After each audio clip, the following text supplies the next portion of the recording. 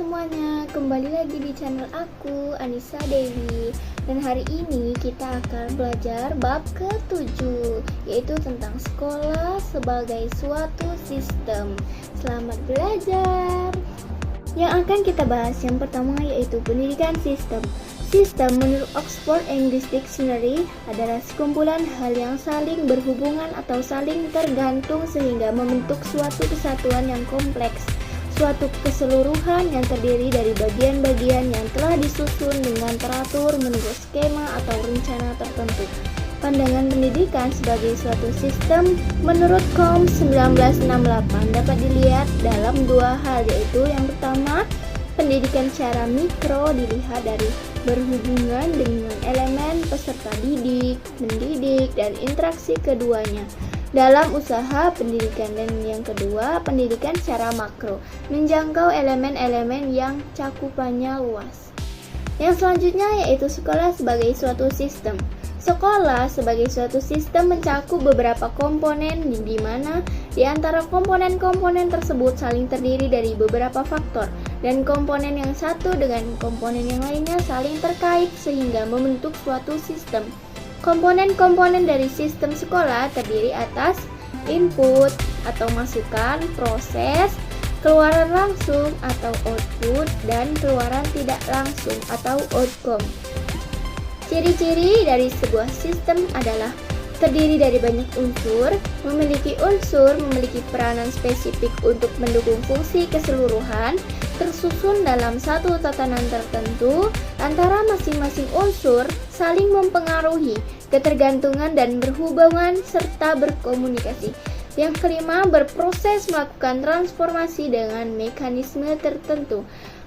Selanjutnya, tidak tergiur dari pengaruh lingkungan. Selanjutnya, mempunyai maksud dan tujuan. Selanjutnya, memerlukan masukan dari luar atau lingkungan, memiliki mekanisme kontrol. Dan yang terakhir yaitu mempunyai batas waktu. Ada tiga elemen penting dalam model proses input-output. Antara lain, yang pertama, siswa sebagai bahan dasar sekolah atau perguruan tinggi berasal dari lingkungannya.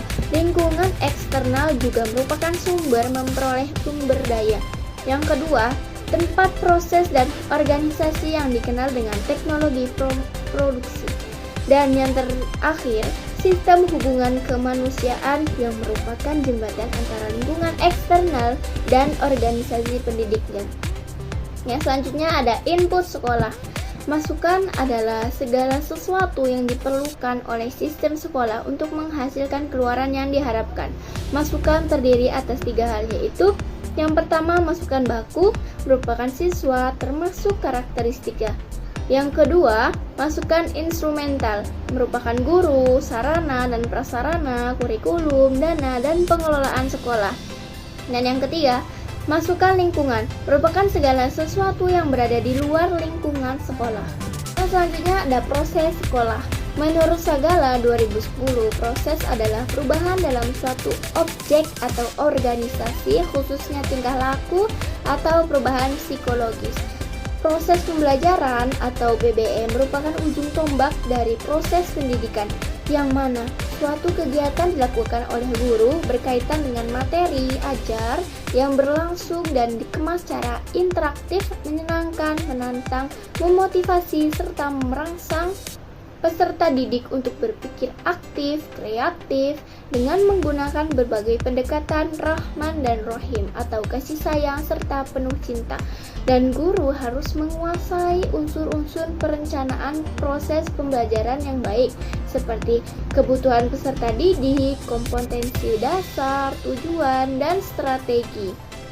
Yang selanjutnya ada output sekolah, yaitu merupakan hasil dari proses. Menghasilkan lulusan sesuai dengan standar tertentu dan tentunya sesuai dengan harapan, memenuhi kebutuhan yang diinginkan oleh masyarakat, orang tua, dan pemerintah. Dan yang terakhir ada outcome sekolah, yaitu merupakan keluaran yang tidak langsung yang menentukan berhasil atau tidaknya sistem sekolah. Outcome pendidikan sebagai suatu sistem dapat dicerminkan dari mutu lulusan sekolah, dapat melanjutkan pendidikan ke tingkat yang lebih tinggi, atau dapat bekerja.